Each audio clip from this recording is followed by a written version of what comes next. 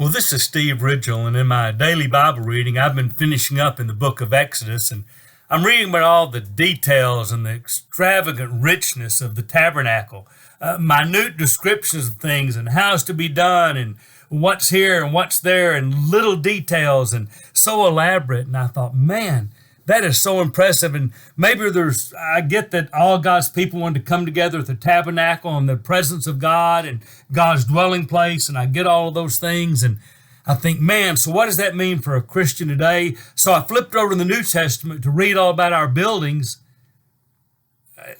And there aren't any. I didn't find a lot of descriptions about how you build a building. I didn't find a lot of whether you should have a building.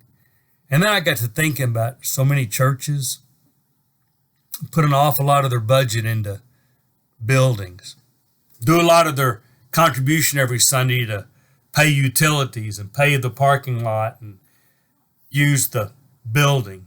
And I got to thinking about times when I visited in Europe and met with churches and homes and houses and looked at the big elaborate churches that are now museums.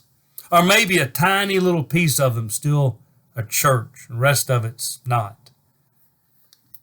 And I thought about all the places where the church is exploding with growth. Cuba, Africa.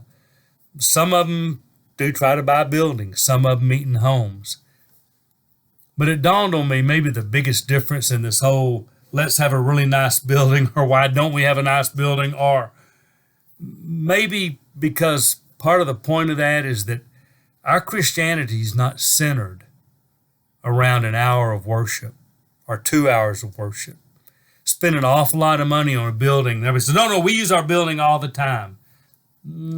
I've seen churches that really work to let their building be available, not all the time. A lot of money for a Sunday morning assembly. A lot of money in the auditorium facing one guy who speaks. Or you have a big stage for a worship band and they play, 6 or 8 songs. What if the point's just for us to be together, to share communion, the death, and proclaim that death and the resurrection, and inspire each other to go out in the world? And what if the center of our Christianity is really out? And really most of our money ought to be invested in, Bibles for people, feeding the hungry, doing service projects, taking care of each other. I don't know. What if we were better served spending money to send missionaries somewhere, or maybe bring some missionaries from Africa or Cuba into this country and turn them loose? I don't know. I'm just really struck. We put so much into the buildings. And they did that. I get it. At the end of Exodus, it is right there. And it's really not in the New Testament church. And I got to think God knew what he was doing. And so it strikes me that when we really center our resources and our time and our attention into the building, we're probably missing the whole point.